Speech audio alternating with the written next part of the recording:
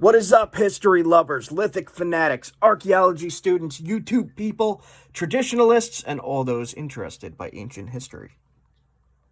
Yes, it's a movie. Ancient History in America, Part 1. Have a good time, guys. Enjoy this.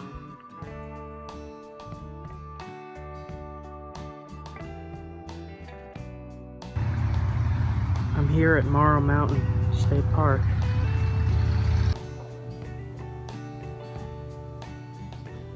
The land and waters of Morrow Mountain have been a focal point of human activity for thousands of years.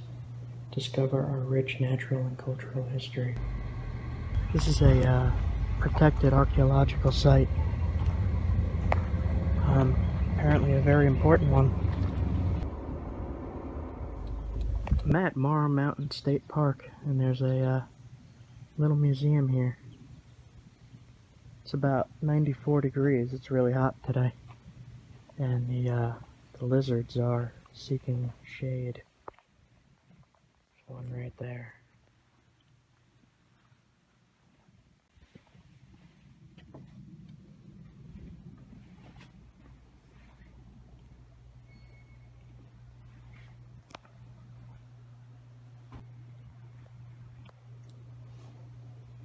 Right here is Morrow Mountain.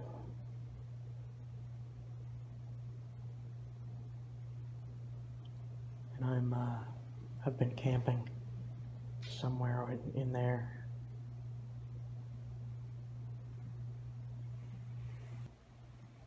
At least 10,000 years ago, American Indians discovered abundant resources in the Quarries Mountains.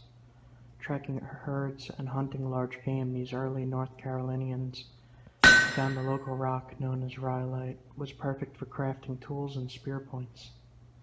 Their way of life changed, and small game hunting and fishing led to more sophisticated tool making. Points and spearheads made from Morrow Mountain rhyolite have appeared up and down the East Coast, indicating this area was a major contributor to regional American Indian culture. Remnants of this sharp stone remain today at the prehistoric quarry at the top of Morrow Mountain.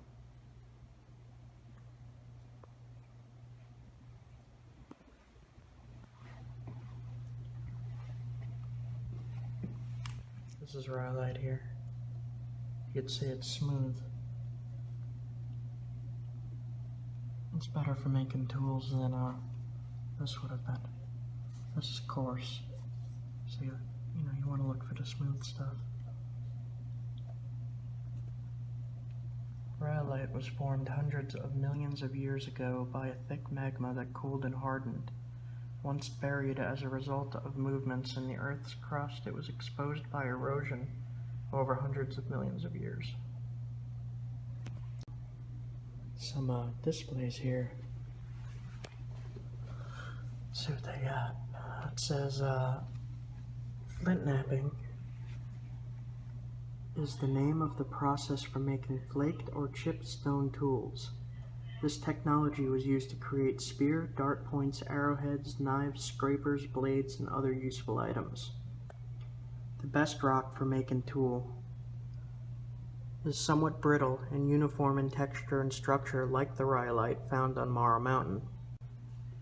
Rhyolite, when struck with a rock, piece of antler, or bone, will fracture or break in a characteristic pattern called a conchoidal fracture. This rock fragment is called a flake. The making of a stone tool begins with a piece of raw material called a core. Flakes are removed by striking the edge of the core with a sharp, forceful blow in what is called percussion flaking.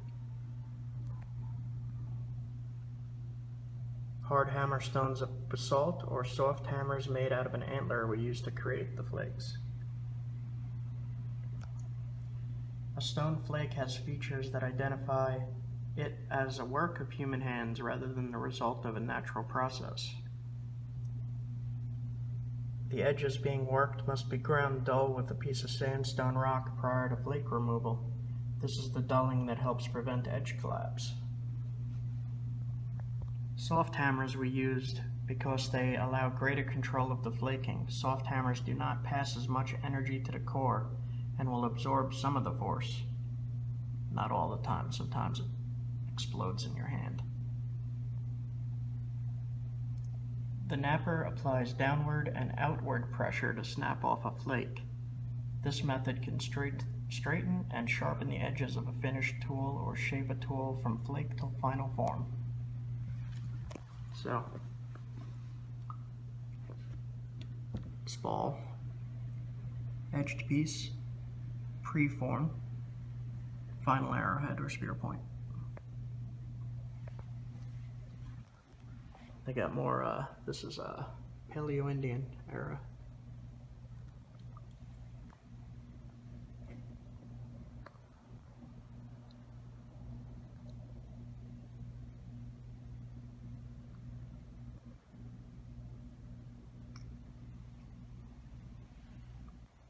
So these are the foreshafts with the spearheads on them. That black stuff is pine pitch wrapped with probably deer sinew.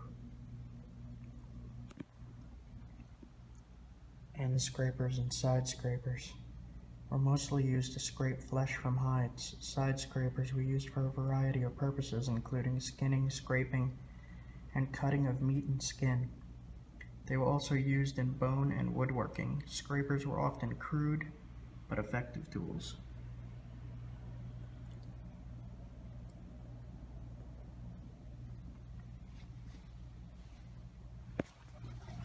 The term paleo means old or ancient. It is used to refer to the first people that came to this area at least 12,000 years ago.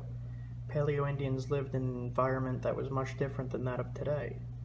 The weather was cooler and large animals such as mastodons, mammoths, ground sloths, giant bison roamed the forest and grasslands. Smaller mammals such as buffalo, bear, moose, elk also lived in the area but are now extinct here. Not too far away at Cherokee Forest, they reintroduced elk.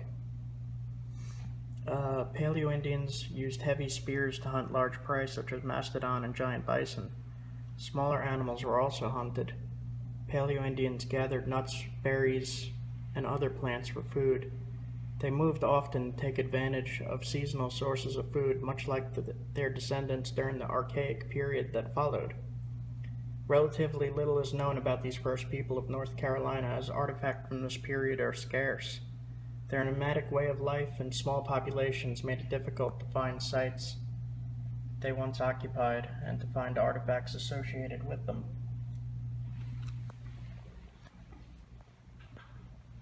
And this is more spear points. It's going to be difficult to see.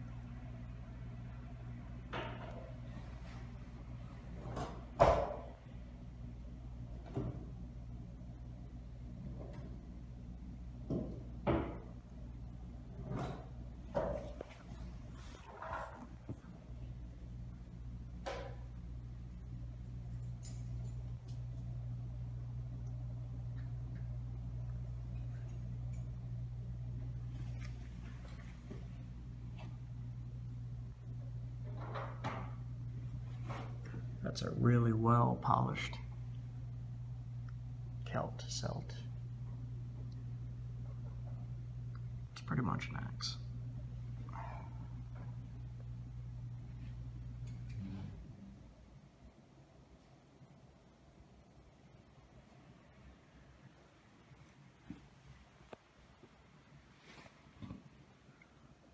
This would have been an arrow, but an incredibly short one. Take a little look down the trail here.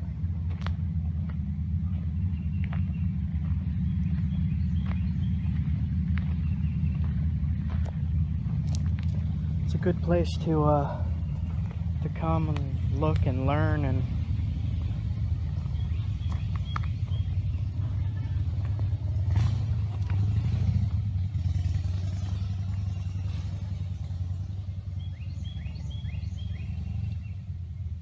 As you can see, that's all rhyolite. But you're not allowed to pick up or take anything from any state parks. But it's really cool to look at.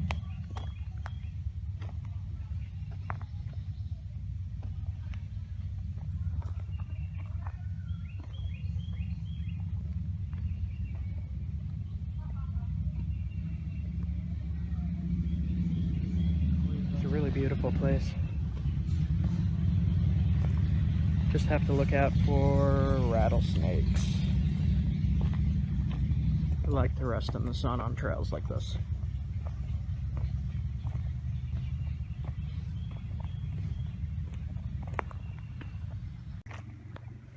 This is an archaeological site and it is protected. It is against the law to pick up any rock, any mineral, or anything like any of this. It would be completely unethical to touch any of it because this is what ancient people worked with. And it has not all been studied. There is more to learn. People don't realize that there is more to learn. In North Carolina here, not much is known about the Paleo-Indian period.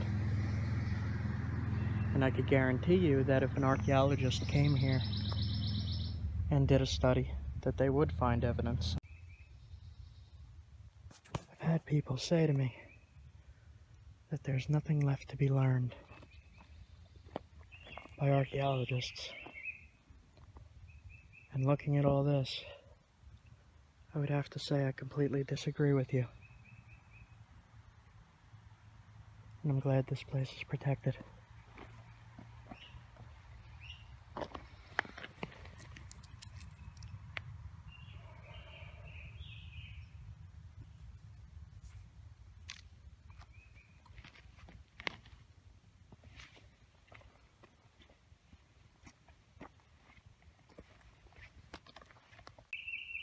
People for thousands of years sitting here quarrying this stuff.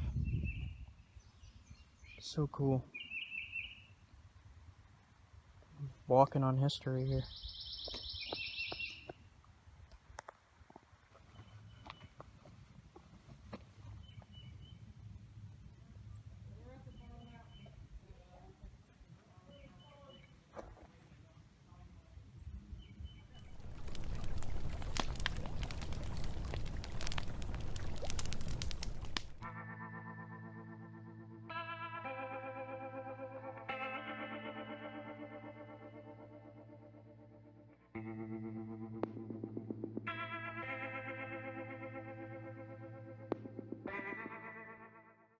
So I came to Meadowcroft Rock Shelter in Pennsylvania, and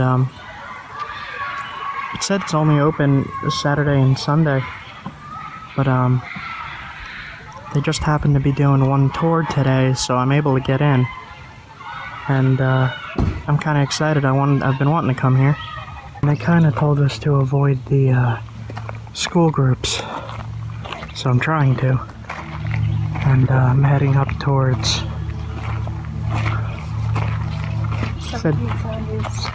1770s cabin. Just killing time for about an hour, maybe about 40 minutes now, and then we're going over to the rock shelter.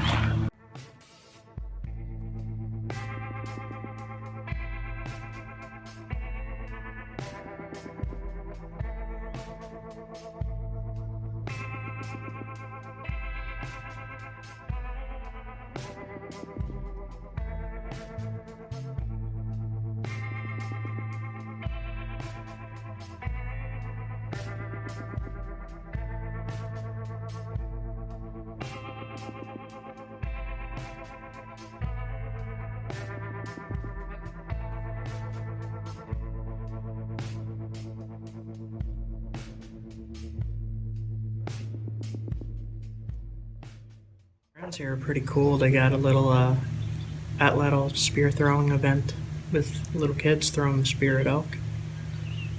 Yeah, an elk decoy. They also have like showing off furs to the kids and a couple little wigwams.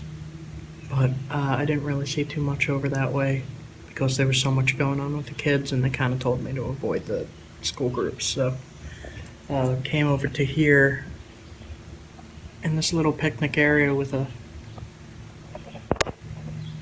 cool oven over there, and we're just hanging out. Okay. I also have the farm implement museum with old wagons. That was cool. I don't know what that sound means. What am I supposed to do? Is it lunchtime? It sounds like lunchtime. I hear the kids screaming. So I'm assuming during the busy season that they have a lot more actors walking around and playing parts of like farmers or blacksmiths or... Do they have that at all? I don't know. That's what I'm assuming it should. I saw some pictures of people dressed in, early colonial. But it's not open. It's not open today. I just happened to get lucky and be able to get in on one tour of the rock shelter. So we're about to go into the rock shelter. I don't know if I'll be able to record in here, so I'll record a little bit on the outside. But right up there is the entrance into the rock shelter.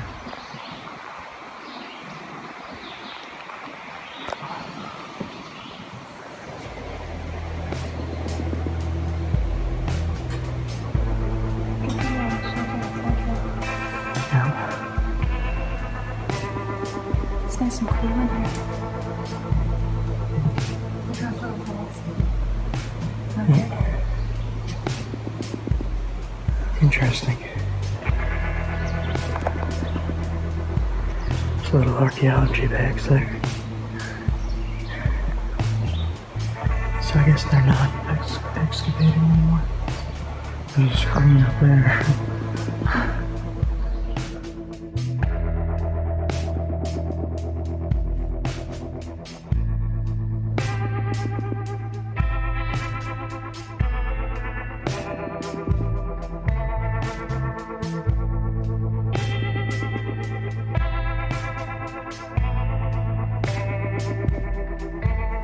There's Leia.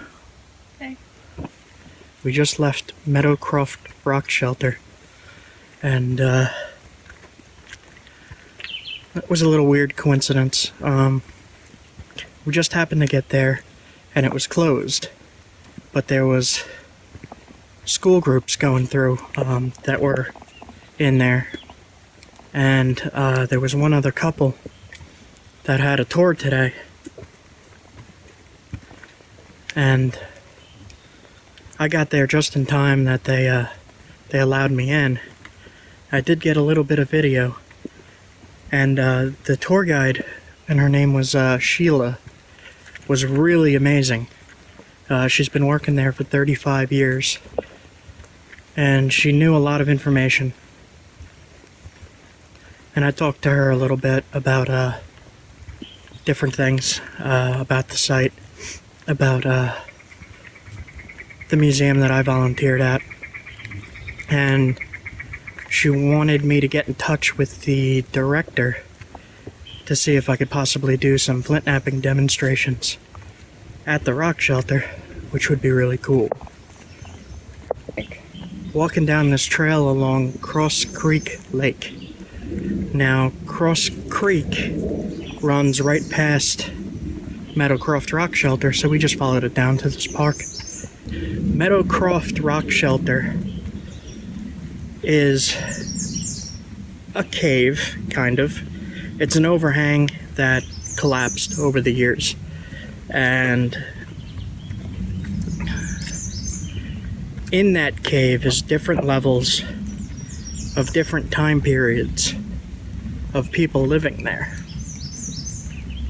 that go back as far as, what was the date? 12,500? Yeah, they dug as deep as 16,000. They dug as deep as 16,000 years ago, and the earliest human occupation that they found was 12,500, I believe. All the way up to present evidence of All the way up human to use. beer cans in a fire pit. Yep. I wasn't expecting to be able to see that. I tried last year and it was closed and they wouldn't let me in. This year, for whatever reason, they're like, yeah, come right in. And they were all awesome. Awesome people, friendly people. It's the longest spanning occupation of a site. So meaning from 12,500 years ago, non-stop up to today. With the exception of now it's a museum. So there aren't people camping there anymore. But up to not too long ago, there's been people camping there for 12,500 years at least. Which is pretty amazing. In one spot, one campsite. So that site was discovered by a groundhog. Apparently in the hole that it dug up, the person who, I guess he owned the land? Yep. The person who owned the land. So, the landowner found a groundhog hole, and in the dirt from the hole that it pulled out was chips of flint. So, long story short, it took him 18 years to find an archaeologist that would dig out the site that that a groundhog discovered for him. So he didn't want to tell anybody about this site because he was afraid people would come in. I'm sliding down this hill and loot it and destroy, as he said, pages of history and not be able to get them back.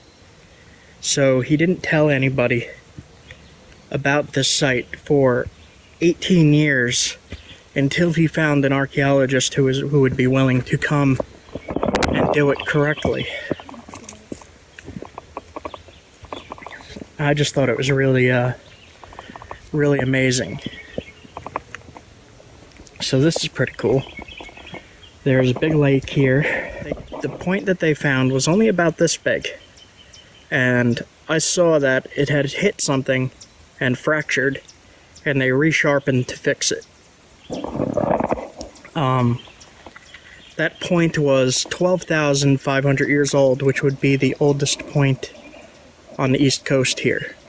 And that was, it was at a very bottom layer of this cave. Now they named the point after the guy who discovered the site from investigating the groundhog hole. Miller. His name was Miller. So Pennsylvania has some seriously nice parks. Everything's really well taken care of.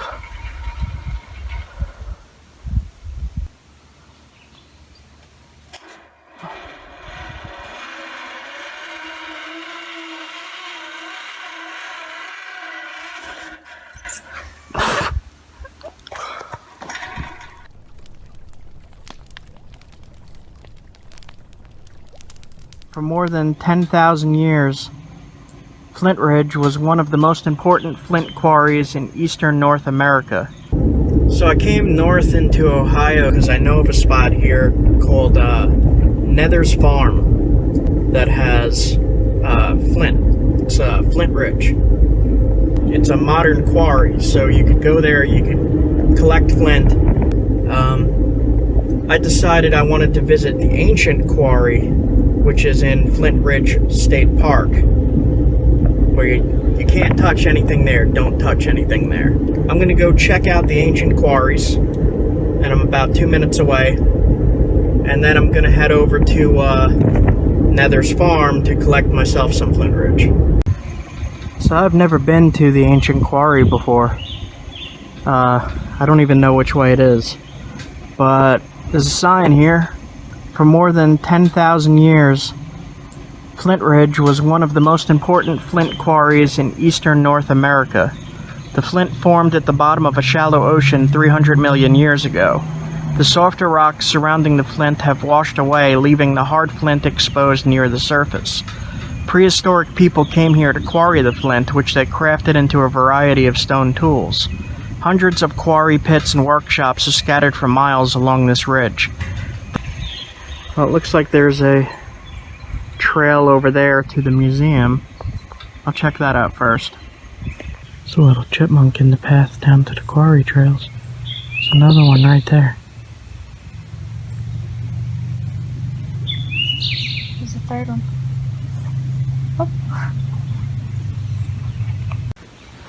So here is what the flint looks like.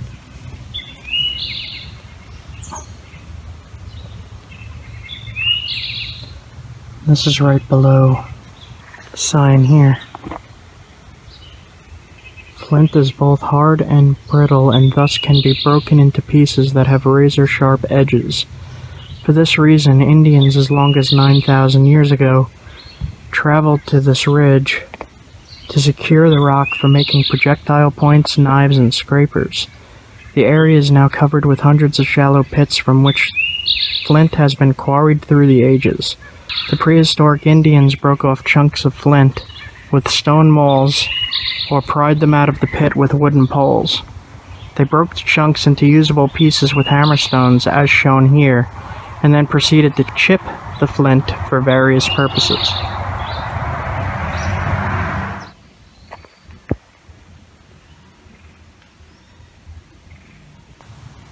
So along here, all these dips are quarry pits.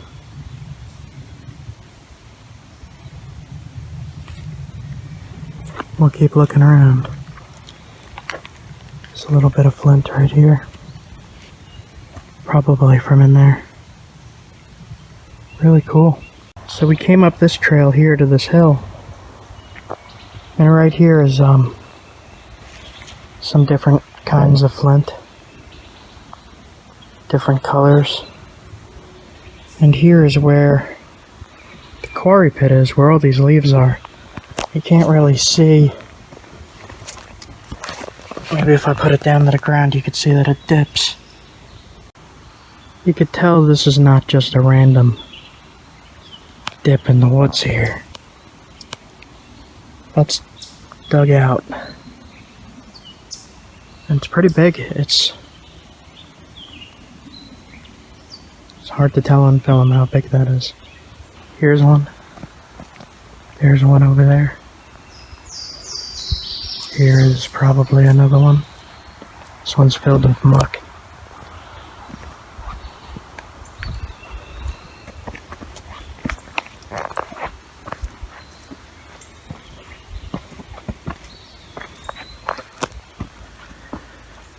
Anybody watching my videos, you should never disturb an archaeological site. You should find other ways of getting flint, like I'm going to a modern quarry not too far from here called Nether's Farm, and I could very easily get flint there. Whenever you see stuff like this, do not touch it. Just appreciate it. Just look at it and learn from it and appreciate it. It's everywhere.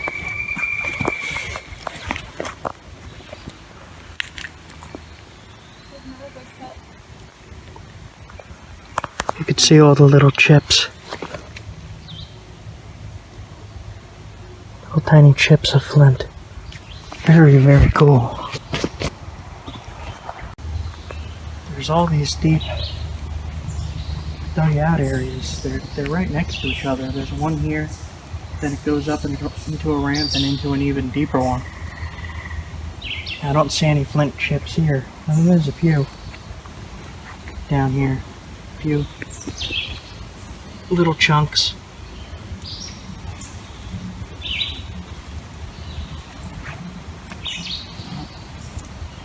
Must have taken a long time to dig that out like that. It's kind of just like they were digging like a swimming pool.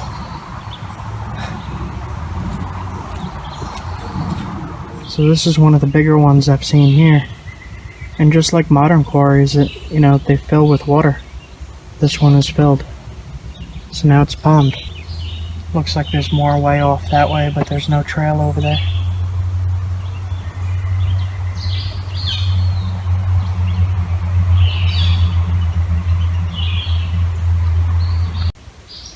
How did they know it was here? Like, walking through here, if I was just walking through, I wouldn't know that there was Flint under the ground. Like, right under the ground. And like, are we near a major water source or an even bigger hill? I don't understand how they found this stuff in the ground. I could understand finding it in rivers, but then how do you figure out where it is in the ground?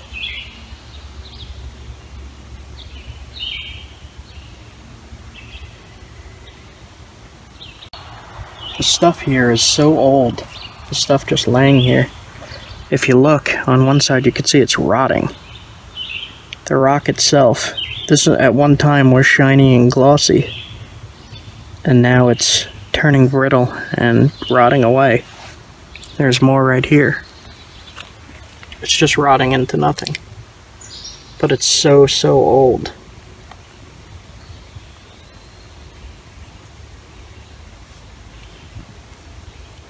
Thousands of years old. So what do you think of this place? It's old. There's more pits ahead of us. Yep. Getting bit. Mosquitoes. Yeah. There's another pit. Oh, you can't really see it too well. What about? Yeah, it's really hard to pick up pits. Maybe I'll go stand by it. Yeah, they're big.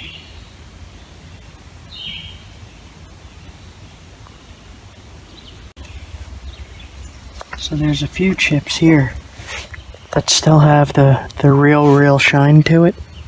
Glossy glass-like. Now these are artifacts, so you don't touch these. But I just wanted to show you, like, you could see through that. And in comparison to something older and rotting, this is what it looks like now.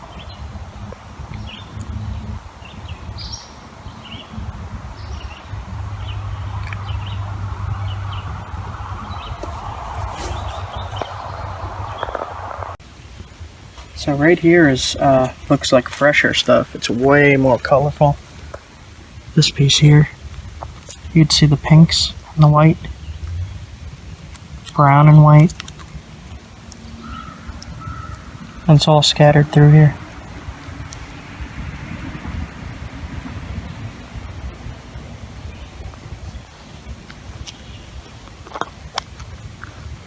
So I guess to answer my earlier question of how did they find it up here, just walking down the trail here, and I see this shine.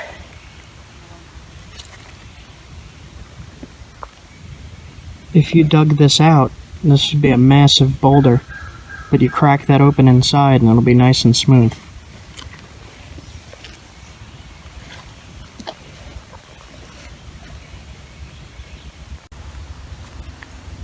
Another big outcrop right here.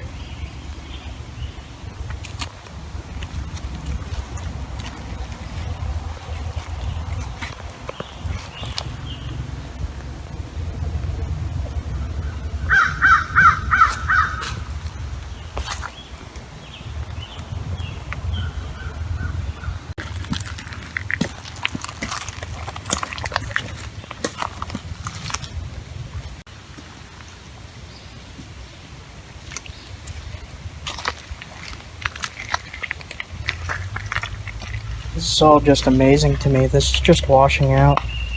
And each one of these was made by a person. Like, you cannot make these without knocking them off with another rock. You have to be, in order to make these flakes, every single one was made by a person.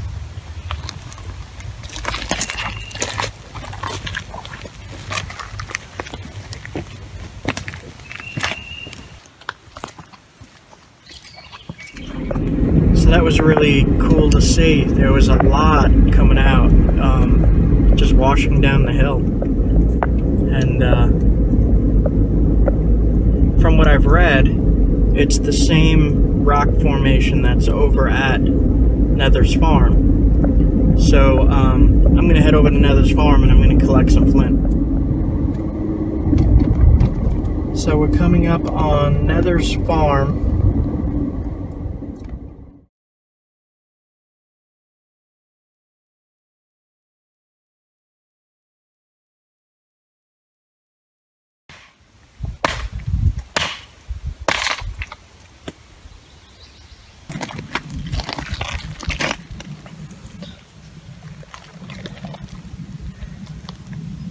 I know of a spot here called Nether's Farm that has flint. It's Flint Rich. It's a modern quarry, so you could go there, you could collect flint, and it's a $5 collecting fee plus 50 cents per pound. She has a little scale set out, a little cat that's out there usually, and you put it in an envelope, write your name, and you just slide it under her door.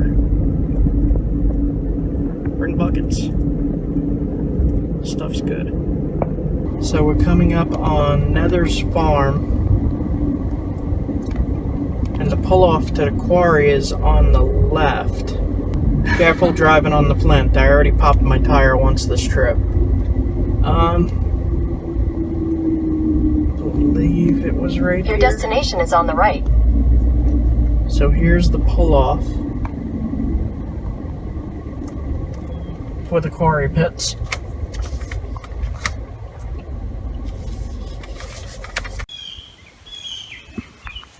So I guess that was some Flint Ridge that I found up the camp. Oh yeah, looks the same.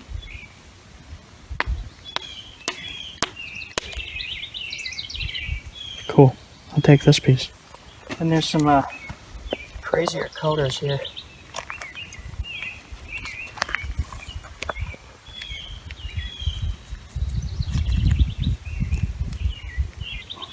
Let the fun begin. Yeah. There's a big chunk of the black over here. So you can get a video of this. This is a quarry pit. So here's a modern quarry pit.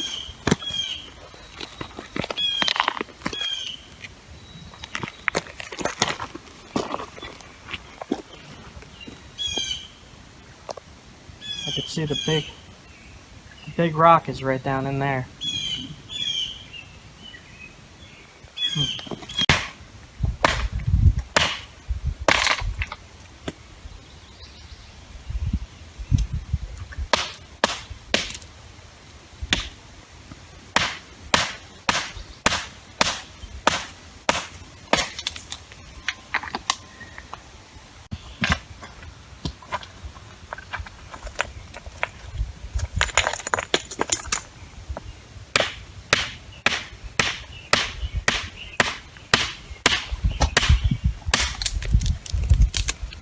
Watch yourself.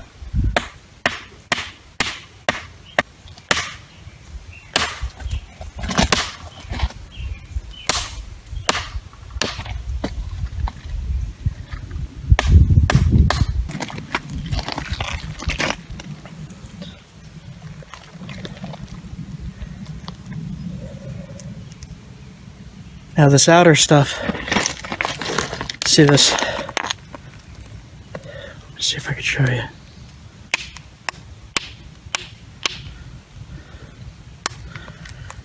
See, it's black inside. Am I still bleeding?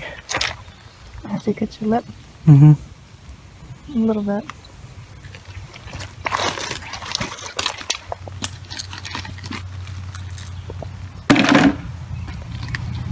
I see the piece I'm after. I don't know if I'm gonna get it. So I've already knocked away this whole chunk here, and that's in my bucket. And I'm going after this piece here. It looks like a nice blue black. I don't know if I'll be able to get it. So there's a lot of crystal-y stuff down here. But this is the piece I want.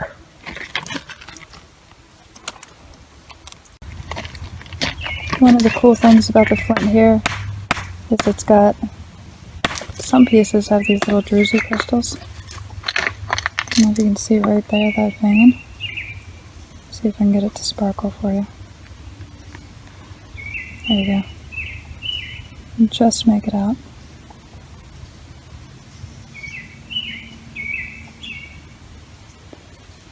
Now if you take this and polish it in like a rock tumbler or whatnot, it'll make some really, really beautiful polished stone. All kinds of color veins going through it.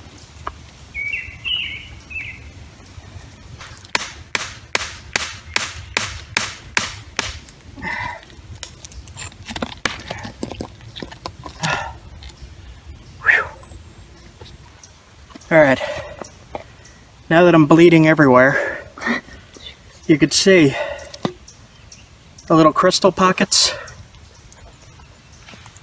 that the rock is actually not too good for flint knapping.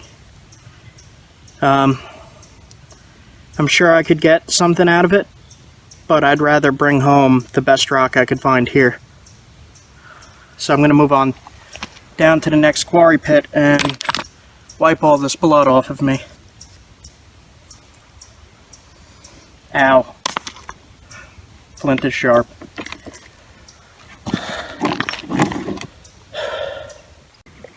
So here at Nether's farm, the flint is all different kinds of color. The ones I'm grabbing is mostly black. I like to work darker material. But if you look along the trail here, and even up at the other quarry pit there, some of it's clear, some of it's pink, some of it's red, some of it's zebra striped. It's all different kinds of colors. I grabbed some of the zebra striped stuff.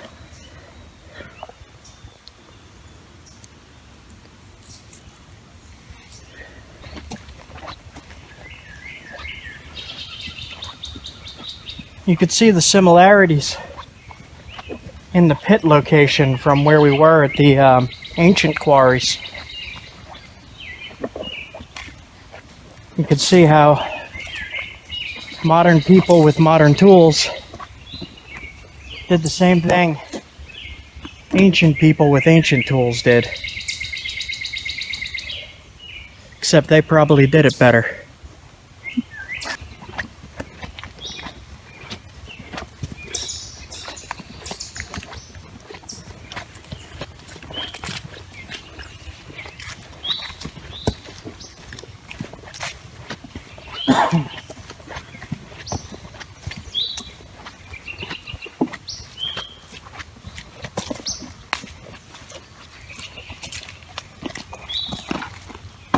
Looks like more of the black.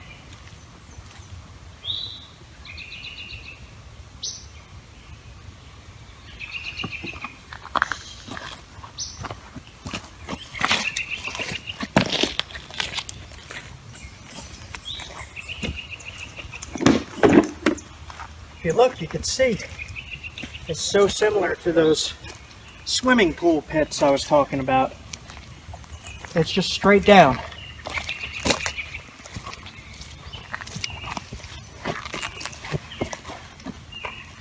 And I read that this particular flint vein is 10 to 12 feet deep.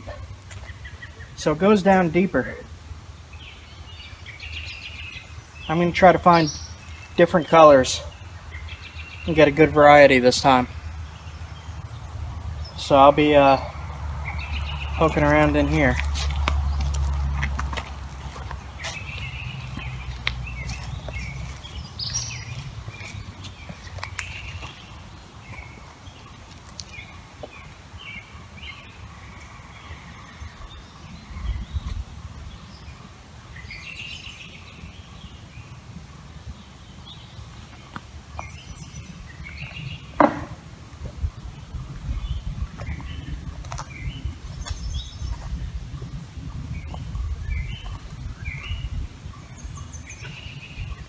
So, some of the giant boulders that were here in these pits when I was here last year are completely gone.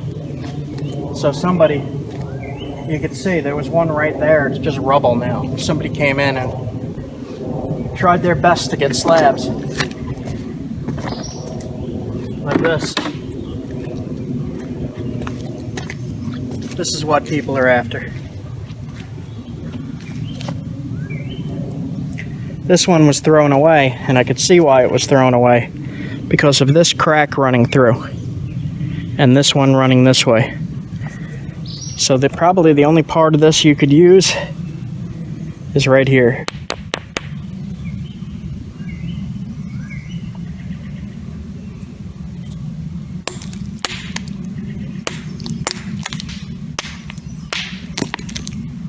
That's why. Is that crystals? Although I'm sure Leah will want this. Hold on, hold it still. Oh, it is all crystal. Cool. Oh, you can see inside. Uh-huh.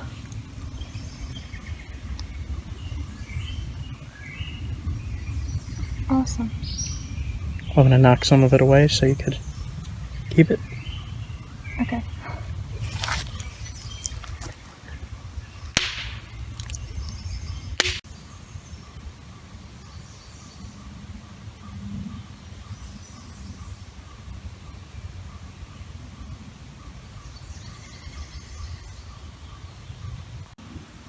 So over time, Flint stops looking like Flint. Even this one, you could see it's a dull, not as shiny black as, say, this.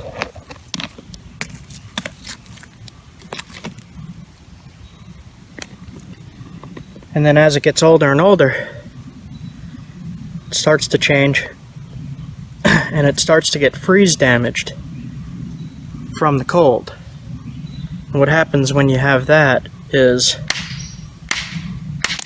inside becomes all damaged and you can't use it. This will not make a good tool. So that's why a lot of people have tossed this stuff, and that's why ancient people tossed this stuff, because the top layer has freeze damage on it. If you look over here, fresh rock deeper down. So if I knock this piece off, it's going to be really fresh and really glossy. But if I take from up there, it's going to be really dull and not so good. I'll give you an example of right here. I'll see if I can knock a piece off.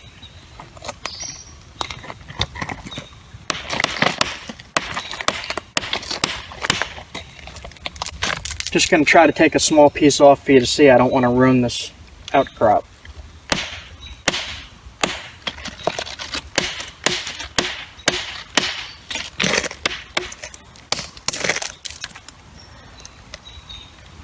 Here's freeze damage at the top of it. Okay. I'll give you a little zoom in. I just knocked some of the black off, and in here is freeze damage, or they call it a seam or a crack or whatever you want to call it. Most places that you can get flint is not like this. This is an insane amount of good flint, good chert. The landowner is kind enough to let flint knappers come on her property and quarry this themselves and just dig these pits.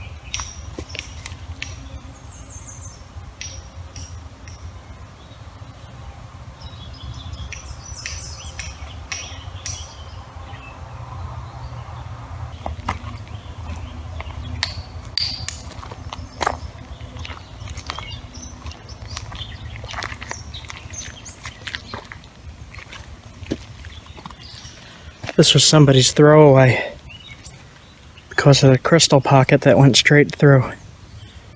But I'll still be able to use this, so I'm going to keep this one. I just took this flake off. And keep looking around.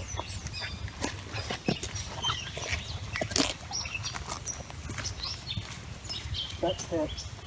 There was another one, wasn't there? They filled it in. Oh, they did? And they dug one next to it. Huh.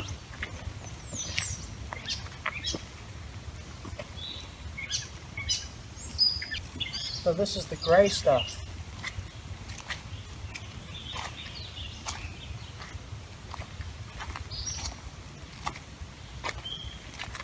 Gray blocky stuff. I think it would be cool to find a good piece of this to work into something. The problem with this stuff is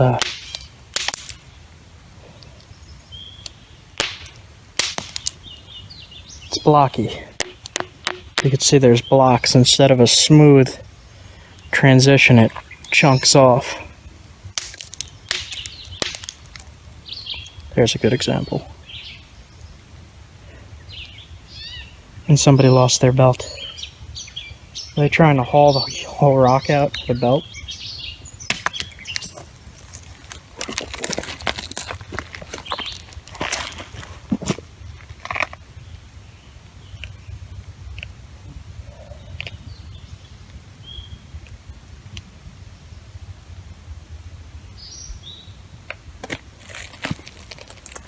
Try this piece.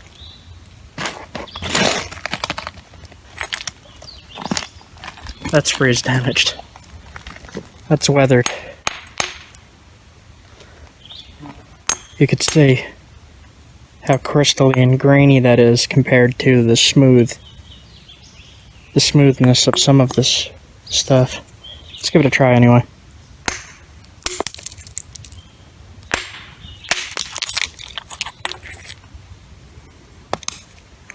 Yeah, that's no good.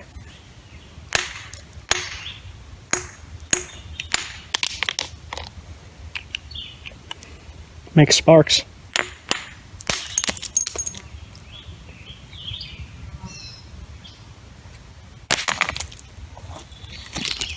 So this is the pit here. The rock is gone. But it looked like this, and some people from the Wooded Beardsman's channel might recognize this material from his Easter egg knife giveaway. But there's not much left of this rock.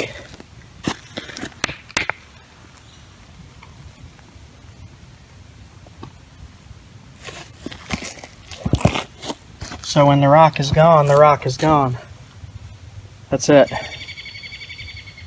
There's nothing big enough for a knife of that size out of that material again. It's all freeze damage? Yeah. Blocky? Yeah. The big block of it was right there. It's gone. Remember I just took the hammer stone actually, and I hit the top and the big blade came off? Yep. That was the knife. Oh. Yeah. Yeah, I remember that. So. Looks like the only pit with new rock in it is the one right at the entrance.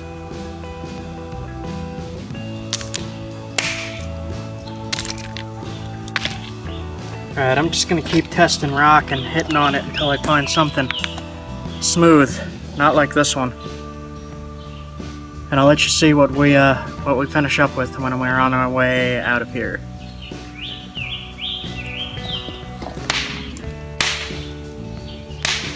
I didn't get all too much and it got kind of late, but what I did get was pretty good.